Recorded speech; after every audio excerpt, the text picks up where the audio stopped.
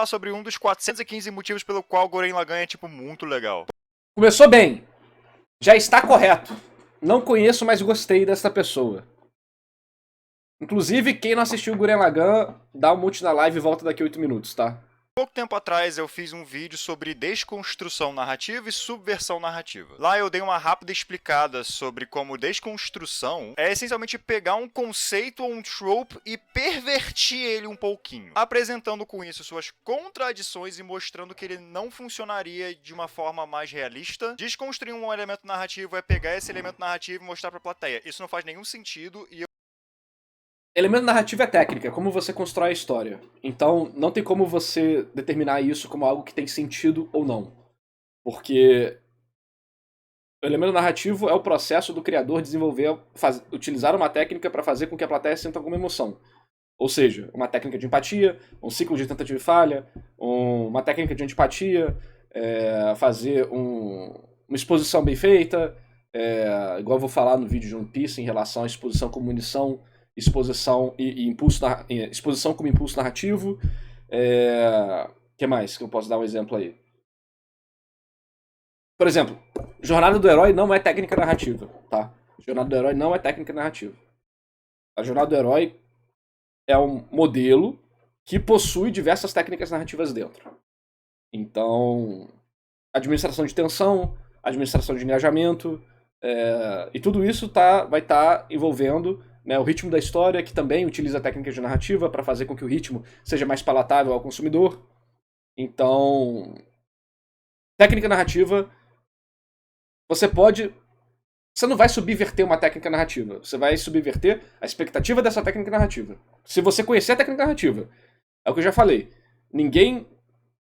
vamos lá, o público em geral, que não conhece nenhum tipo de técnica, vai consumir uma obra e achar legal e gostar, ponto final, porque é a percepção dele em relação a como o nosso cérebro funciona para transmissão, absorção, armazenamento e interpretação de informação. Então, você que manja de técnica e tá cansado das técnicas, você vai lá e vai assistir cinema cult francês ou iraniano, por exemplo. Por quê? Porque lá eles vão utilizar outras técnicas para alcançar outros efeitos que, em geral, para o público normal não vai ter efeito nenhum. Por quê? Porque para você dar valor para aquilo, você precisa conhecer a técnica. Porque aí você tem uma expectativa para aquela técnica e aí você vai ter um filme que não utiliza ela de jeito diferente, ou subverte ela, etc e tal. Mas aquelas técnicas que são usadas ali, aqueles padrões, não são eu quebro padrões, tá ligado, a menina? Não, não é essa menina. Isso é simplesmente um outro padrão que, em geral... gente, não tô jantando nem patada nem nada, tô explicando pra vocês, não tô falando como cara, tô aproveitando o assunto pra elaborar conceitos importantes, tá bom? Desculpa, narrador, dropei Gurren Lagann. Ô, Lucas, shh. Desculpa se tá banido do chat, cara, foi mal. Até a próxima. Onde eu tava? Então, no fim, sempre vão existir técnicas e, em geral, existem técnicas mais comuns que vão apelar para o público maior e vai ter técnicas que vão apelar para um público específico, que são essas doideiras aí, que no fim também são padrão. E eu vou mostrar por que não faz sentido. E a pessoa Sindrolis, cara, você vai ter que te banir também. vai lá e desconstrói o trope pra mostrar o que tem por baixo. Agora... Então, trope não é técnica narrativa, isso é importante. Muitas pessoas, nos Twitter ou em algum comentário, vêm e falam, você não comentou o mais importante, que é o trope do cientista maluco já está saturado. Trope não é técnica narrativa. Até porque, se você nunca viu algo, aquilo pra você não vai ser considerado um tropo. Porque você não conhece, porque é novo pra você. Algo só se torna clichê, ou um trope, ou algo do tipo, quando você tem consciência daquilo ser muito bem utilizado. Então, não muito bem utilizado, muito utilizado através de várias obras e sempre da mesma forma. E normalmente isso acontece porque existe uma efetividade grande pro público em geral que só quer curtir a parada. E o clichê ou o tropo existir não determina a qualidade. Técnica narrativa não existe no vácuo. Você utilizar só uma delas não vai fazer com que a cena fique boa. A mesma coisa pro tropo. Ele é uma junção de características específicas. Você manter aquilo e não conectar com várias técnicas narrativas para transformar aquilo em algo legal, não vai fazer a cena ficar boa. Por isso você vai ter clichês incríveis, Você vai assistir e falar, cara, isso é clichê, mas eu amo. E você vai ter clichês que são uma merda. Você vai falar, caralho, que execução porca. O clichê é o mesmo. O que muda é como a execução foi feita. Agora eu trago para vocês um outro conceito que eu não trouxe antes, chamado reconstrução narrativa. Isso é um termo que essencialmente não existe, pelo menos não Exatamente. Eu ia esperar ver o que ele ia falar pra falar, então, gente, isso não existe. existe fora de discussão na internet. Academicamente, reconstrução significa uma outra coisa, mas nem mesmo desconstrução é uma coisa muito falada academicamente, pelo menos em mídias relacionadas à cultura de massa. Então leve essa explicação inteira aqui só como deram um nome para um fenômeno e foi isso. É porque provavelmente ele tá utilizando narrativa no termo 100% equivalente ao que eu uso. Isso tem a diferença entre história, trama e narrativa, tá? A história é um conceito maior, né? Um rei foi pra guerra e morreu. É uma história. Aí você tem a trama, que é a sequência de elos que junta as ações daquela história. Então, o rei teve o seu reino invadido, por isso ele juntou um exército, então foi para a guerra, guerreou, seu reino venceu, mas ele morreu. Isso é uma trama, vamos dizer assim. Você tem vários elozinhos. Talvez esteja até muito distante ainda para ser uma trama, mas é um detalhezinho. Acho que foi meu zap, hein, galera, foi mal. Meu zap tocou aqui? Não, meu zap não tocou. Deixa eu até fechar o zap aqui para evitar tocar alguma coisa. E aí você tem a narrativa, que são as técnicas utilizadas para fazer com que essa história seja interessante de se consumir, que cause sentimentos em você e tal. Construção narrativa é quando algum escritor olha um trope que foi desconstruído e fala, você tem razão, porém, ele ainda é legal e ele pode ser, entre aspas, salvado de alguma maneira. É claro que tem críticas a ele, é claro que ele não faz completo sentido, mas ele pode mudar. Narrativa. Eu já falei, né? Tropo e narrativa são coisas diferentes. Clichês e tropos não são técnicas narrativas, então só pro chat lembrar disso. Muda com o passar do tempo, então por que esse elemento narrativo não poderia mudar também com o passar do tempo, certo? Uma mídia que faz, entre aspas, reconstrução constantemente são quadrinhos de super-herói no caso. Eu comentei no outro vídeo que quadrinhos são desconstruídos constantemente, só que Marvel e DC ainda vendem e ainda publicam. Como? As pessoas simplesmente cagaram para as críticas? Não, não cagaram, na verdade muita gente leva muito a sério as críticas a super-heróis. O que acontece é que os personagens não só eles mudam por conta própria, como eles são reconstruídos constantemente. Outra coisa importante é que o público muda. Existem pessoas que nunca leram Batman ou Super-Homem, que vão lá e um dia vão ler. Seja porque elas nunca tiveram interesse, tipo eu, e um dia vou pegar pra ler, igual li nas lives, ou porque é uma criança que entrou agora nesse mundo e vai começar a consumir o conteúdo. E talvez esse seja o motivo principal para personagens que são a mesma coisa sempre continuarem existindo, porque o que se renova é o público. Eles passam por várias mudanças que meio que checam essas críticas e essas desconstruções que receberam com o passar do tempo, mas continuam se mantendo o mesmo personagem. Tranquilo. O que Gurren Lagann tem a ver com qualquer coisa que eu falei agora? Eu diria que Gurren Lagann é uma espécie de resposta à reconstrução, mas não de uma maneira, vamos dizer, agressiva, e não de uma maneira que desvalorize a ideia de criticar narrativas ou criticar tropes de narrativa. Ele tá certo nisso porque Gurren Lagann é uma resposta a Evangelion. Isso não é mistério. Gurren Lagann foi feito como resposta a Evangelion. A equipe principal que trabalhava em Gurren Lagann também trabalhou em Evangelion e um deles, não sei se é o diretor de animação de Evangelion ou de Gurren Lagann, não lembro os cargos, mas o cabeça de Gurren Lagann falou, eu me sentia miserável trabalhando em Evangelion. Eu não gostava do ambiente, do clima, da forma que tudo estava sendo conduzido. Eu não me sentia bem com aquela história. Gurren Lagann é uma resposta a isso. Ele, em geral, só quer pegar uma narrativa clássica, uma narrativa que tá aqui desde sempre, e mostrar que ela ainda tem valor, mesmo de sua forma mais pura. Esse vídeo aqui, obviamente, não é uma crítica à ideia de desconstrução e nem à ideia de reconstrução. É como eu sempre falo, tudo isso são ferramentas narrativas, nenhuma melhor que o outro, e Gurren Lagann também não é uma história que tá falando isso, é uma história que tá fazendo o que ela quiser fazer, basicamente. Mas vamos falar sobre estrutura narrativa um pouquinho pra chegar nisso. Existe esse conceito narrativo, que dessa vez não é só de adolescente de 15 anos discutindo na internet, é realmente um conceito que existe na academia, que é a jornada do herói ou monomito. Não é um conceito narrativo. É um conceito abstrato, um arcabouço, como a gente fala em computação, É um arcabouço de técnicas que criam um resultado similar em relação a sentimento, qualidade, o que você quer tirar da pessoa.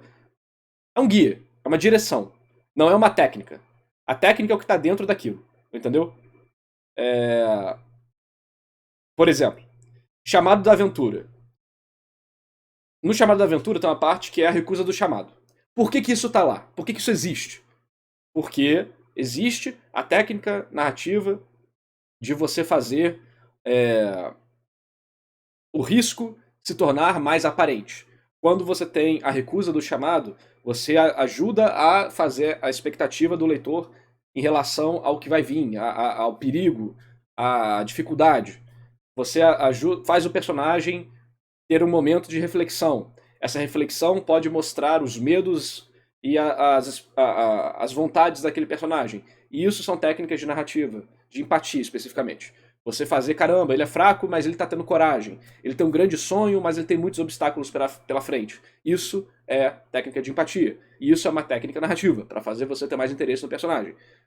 Entendeu? Então, todas essas etapas da jornada do herói vão ter diversas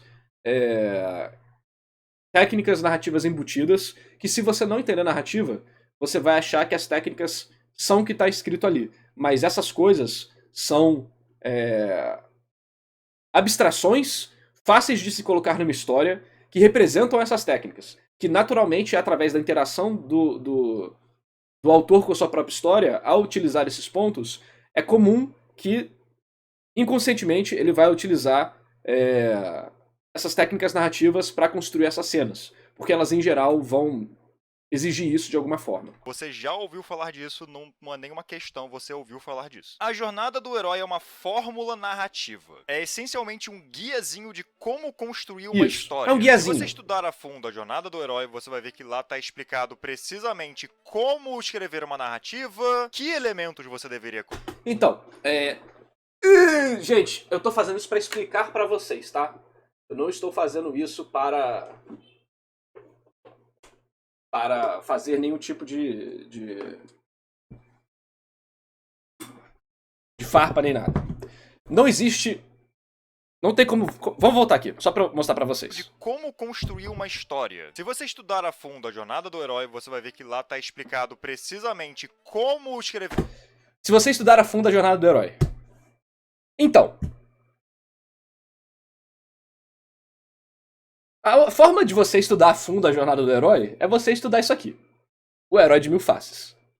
Que é um livro que representa o trabalho de uma vida do Joseph Campbell, junto dele estando sobre ombros de outros gigantes que ajudaram ele a chegar nesse ponto. E isso aqui não fala nada de escrita, tá? Nada. Isso aqui fala de sociologia, antropologia, psicologia, psiquiatria de alguma forma, análise de sonho e um monte de coisa. Ele não fala sobre narrativa. Quem fala sobre narrativa é o Christopher Vogler, no livro dele, A Jornada do Escritor. Esse livro aqui é insuportável de ler, tá? Já aviso. Isso aqui é uma tese de pós-doutorado, tá? A leitura é nesse esquema. A forma de você estudar narrativa... A forma de você estudar a jornada do herói de uma perspectiva narrativa é com a jornada do escritor. E ele é uma versão bem introdutória das coisas. Ele fala sobre, né, curva de tensão e tal. Ele fala sobre os arquétipos e como eles podem ser utilizados na história. É um livro introdutório bem bacana. Mas ele não vai a fundo em como uma história realmente funciona. Ah, droga, peguei o livro errado. Quem vai a fundo, por exemplo, em como uma história realmente funciona, é o John Truby, no The Anatomy of Story. O The Anatomy of Story, ela vai bem mais a fundo em relação à utilização de várias técnicas para fazer com que a sua obra tenha um um quê a mais, vamos dizer assim, né? E aí, se você pegar a K.M. Welland com Creating Character Arcs, você vai ver que tem mais técnica ainda, que vai mais a fundo em cenas, em momentos específicos da criação, da execução do personagem na história. Então, não tem como você, como eu vou dizer, estudar a fundo a jornada do herói como uma técnica narrativa, porque ela não é uma técnica narrativa. Ela é um guiazinho, como ele falou, que vai te ajudar a construir uma história, porque ela vai apresentar situações que, em geral, serão construídas através de técnicas narrativas, mesmo que você não perceba. Por isso que tem alguns pontinhos lá específicos. E aí esses livros, principalmente esse aqui, ele vai te mostrar a função psicológica e a função dramática daquela situação, daquele arquétipo, e vai te dar uma luz de como você pode usar isso para destacar seus personagens, sua história, sua trama, de forma interessante e impactante, certo?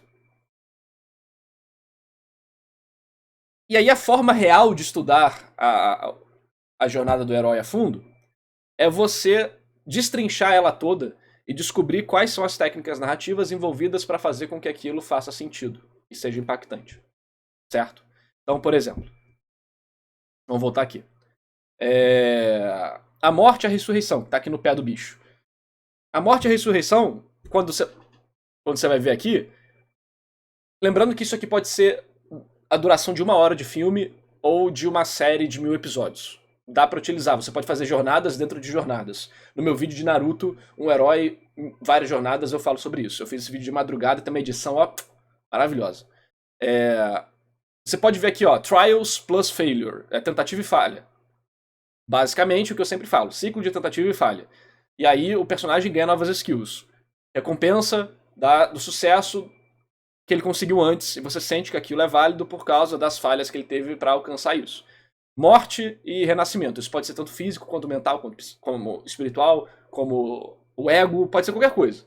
É o momento de mudança porque ele é engolido pela baleia, que você vai pegar aqui antes disso, né? Ele é engolido pela baleia, ou ele vai para a caverna mais escura, ele enfrenta uma grande dificuldade, e a partir dessa grande dificuldade ele vai conseguir superar ela e ganhar uma nova visão sobre o mundo, sobre ele mesmo, que vai fazer com que ele seja capaz de alcançar o objetivo que ele realmente precisa alcançar.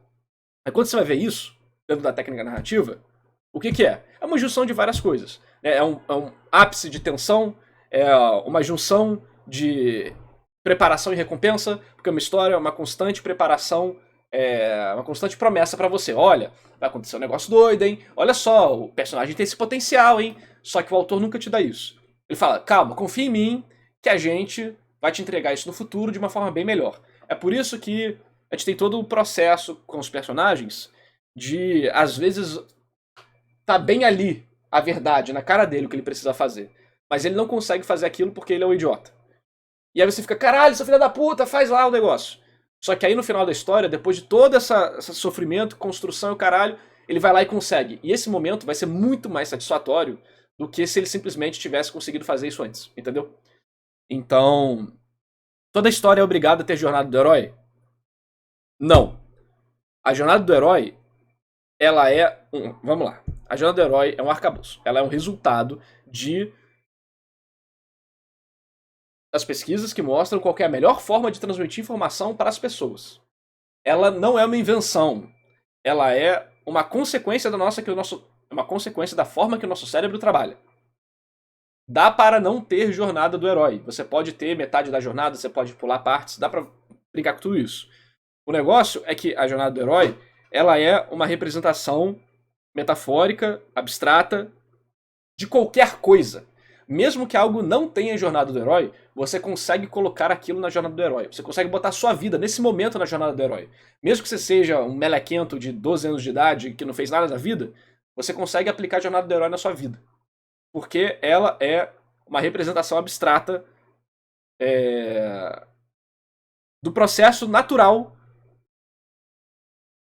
da evolução do ser humano. E das dificuldades e das situações. Da forma que a gente enxerga. Porque quando você para pra olhar uma história exige um negócio muito interessante que a gente não para pra pensar, que é organização de acontecimentos. Organização de acontecimentos não existe. Isso é a forma que o nosso cérebro interpreta. Pra gente é muito fácil falar A, B e C, mas a quantidade de informação relacionada a fazer isso no nosso cérebro é muito doida. Interpretação de tempo e organização de coisas. E através de toda essa bagunça mental, as histórias seguem um padrão, porque este padrão é algo natural do nosso cérebro. Existem outras formas de tratar esse padrão.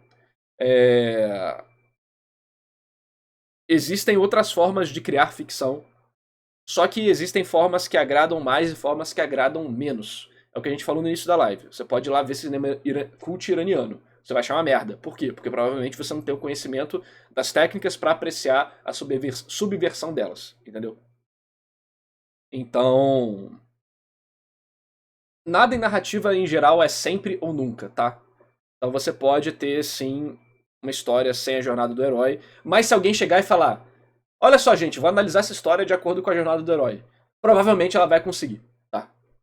Falar disso não é nenhuma questão, você ouviu falar disso. A jornada do herói é uma fórmula narrativa. É essencialmente um guiazinho de como construir uma história. Se você estudar a fundo a jornada do herói, você vai ver que lá está explicado precisamente como escrever uma narrativa, que elementos você deveria colocar, como você deveria colocá-los, quando você deveria colocá-los. Cada story beat de uma história está lá. A Danael é uma história de aventura, né? De jornada do herói. Então deve ser usado para contar histórias de aventura ou coisa do tipo. Não, na verdade você pode usar a jornada do herói para contar qualquer história que você quiser. E eu verdadeiramente só aprendi isso na faculdade de cinema, na verdade. Existe esse filme clássico que muita gente gosta, chamado Thelma e Louise, e ele usa a jornada do herói. Se você me falasse, eu não ia acreditar em você. Quando eu vi o filme, eu não percebi. Quando eu vi o filme analisando a fundo sobre a jornada do herói, eu fiquei tipo, puta que pariu. O filme pode terminar com o suicídio dos protagonistas e pode ser uma jornada do herói. Ele usa. Isso é porque isso é uma fórmula narrativa, dá pra você esconder. O grande problema da jornada do herói é que ela geralmente não é escondida. Ela é bem na sua cara. E ele pegou o ponto principal. É o que eu sempre falo. Técnica narrativa não existe no vácuo. Você não pode usar só uma. É uma teia interconectada. Se você utiliza só a casca, fica na cara. Eu dei esse exemplo em outra live que eu tava assistindo um anime de Cestus, que é um mangá antigo, que tá 20 anos aí sendo publicado, de luta de gladiador escravo. Greco-romano. E aí, tava vendo um anime que era um 3D muito feio. E eu queria... Mano, que porra, o tema me interessou e eu queria ver esse 3D feio. E aí eu via que dentro dos episódios, todas as técnicas de narrativa estavam ali. Isso aqui é técnica de empatia, isso aqui é para ciclo de tentativa e falha, isso aqui é administração de tensão, isso aqui é isso aqui é aquilo. Só que tá tudo tão seco, tudo tão superficial, que eu não estava aproveitando a história, porque tava chato. Porque elas não se conectavam de forma interessante. Não tinham, você via que como se fosse recortes. É isso aqui, isso aqui, em vez de ser aquela bagunça. Aquela interconexão. O mangá é diferente do anime, tá? Não tem como mangá ser lançado durante 20 anos e ser da qualidade que o anime era. Muito escritor pega a jornada do herói e faz ela passo a passo, claro que pulando alguns passos, porque isso é o recomendado, você não precisa fazer exatamente como está nos guiazinhos, mas o ponto em geral é, pega um guia de como fazer uma história e só faz a história em cima desse guia. Se você for alguém que consome muita narrativa, isso fica chato muito rápido, eu já acho um pouco insuportável. Fica chato até pra quem não consome. A história fica desinteressante e você não consegue ter sentimento. Bom, porque tudo fica tão previsível e tão seguro de fazer. Uma jornada do herói mal feita é o equivalente a não ter uma narrativa, porque é algo estupidamente básico pra 2023. Agora, a jornada do herói não é um trope ou um elemento narrativo, ele é um arquétipo de história. Com isso não dá pra você desconstruir. É mais ou menos o que eu falei, um arcabouço, tá certo. Mas o que dá pra você fazer é pegar os tropes de jornada do herói e desconstruí-los. Coisa que é feito bastante. Vamos contar a jornada do herói, mas nosso herói na verdade é o vilão. Pronto, você subverteu a expectativa das pessoas de como funciona a jornada do herói. Mas a jornada do herói funciona da mesma forma pro vilão. Nosso personagem é escolhido, mas ele não vai ser. Vamos desconstruir a ideia dele ser um escolhido. Mas a jornada do herói não envolve nada o personagem ser escolhido. Pode ser você, como eu falei, nesse exato momento. Pronto. Isso é uma forma legal de tentar manter ela ainda fresca, mas é o que eu falei. Se você escrever ela bem, você pode só esconder a existência do Jornada do Herói. E é aqui que tá o pulo, gato. Tengen Toppa Gurren Lagann é um anime lançado em 2008 e ele tem uma coisa muito importante. Vulgo o melhor anime de todos os tempos. Que é, ele faz a jornada do herói. Como? Ele muda alguns elementos, ele desconstrói alguns dos tropes, ele subverte a sua expectativa quanto à jornada do herói. Não, ele faz a jornada do herói. Ponto. Ah, mas eles... Ele faz a jornada do herói na tua cara. Assim, tipo, você consegue ver que, caralho, isso é uma jornada de um herói. Let's go! Exatamente isso que o Gurren Lagann. Só que lembra que eu falei? Ele usa bem técnicas de escrita. Ele intercala tudo tá conectado. As técnicas não existem no vácuo. E aí tudo começa a ficar foda. Porque é técnica de administração de tensão, com administração de ritmo, com diálogos interessantes, utilizando exposição de forma competente. Durante...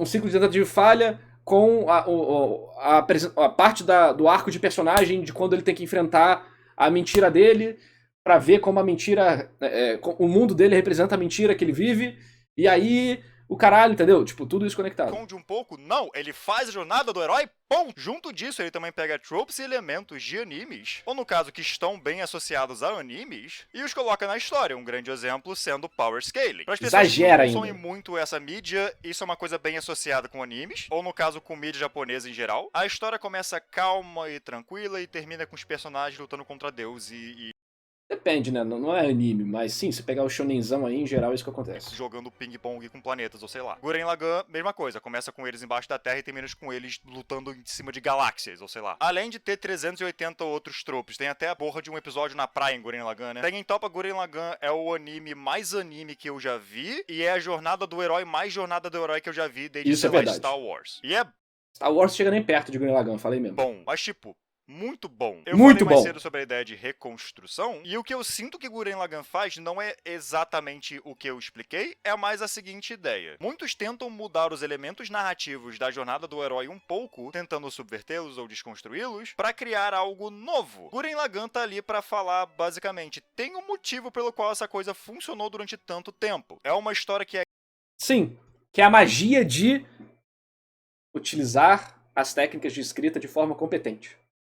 Pronto, naturalmente a história fica boa. Ainda funciona e ainda toca as pessoas. Porém, você deve escrever ela bem. Com a jornada do herói, você tem a estrutura narrativa inteira. Revolucionário. Agora é só você escrever em cima dela. É isso. Assim como a ideia de anime. Certíssimo. Animes sempre tentam se desconstruir e subverter e blá blá blá. Gurren Lagann tá tipo, gente, esse estilo narrativo é legal. Ah, nossa, mas isso tudo é tão ridículo e estúpido. Sim, por isso é maneiro. Tem muitos elementos em Gurren Lagann que meio que são uma grande homenagem à ideia de histórias e ao fato de que Jornada do Herói é uma coisa que tá aí há muito tempo. Por mais que a gente só teve nome pra isso semi-recentemente. Por exemplo, vocês lembram do personagem Viral?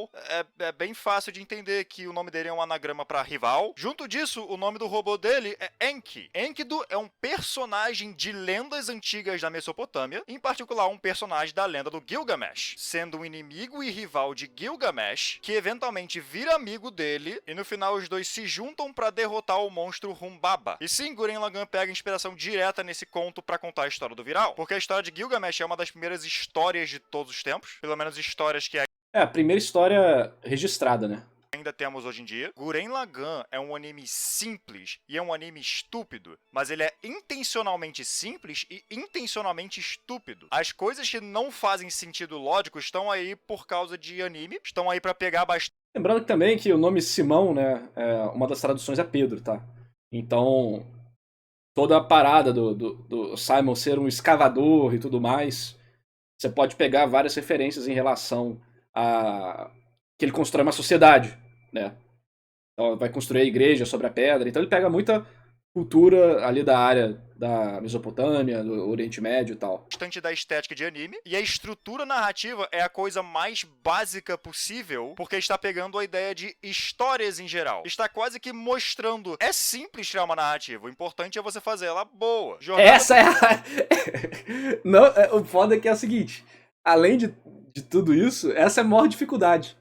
Fazer o negócio ser bom é a maior dificuldade de todas. O herói está aí como uma base. Você não precisa exatamente mudar essa base, mas você tem que construir em cima dela. E Gurren Lagann faz isso basicamente homenageando a jornada do herói, dizendo, nós gostamos dessas histórias por um motivo, então vamos abraçá-la. É isso. Enfim, é isso. Muito obrigado por terem assistido. Muito obrigado a quem me apoia financeiramente pela Apoia-se. Quem não gosta de Gurren Lagann tá errado. Financeiramente de qualquer Tá errado maneira. e triste. Não vou falar que é burro em respeito ao Sindrolis, que aí me apoia o canal.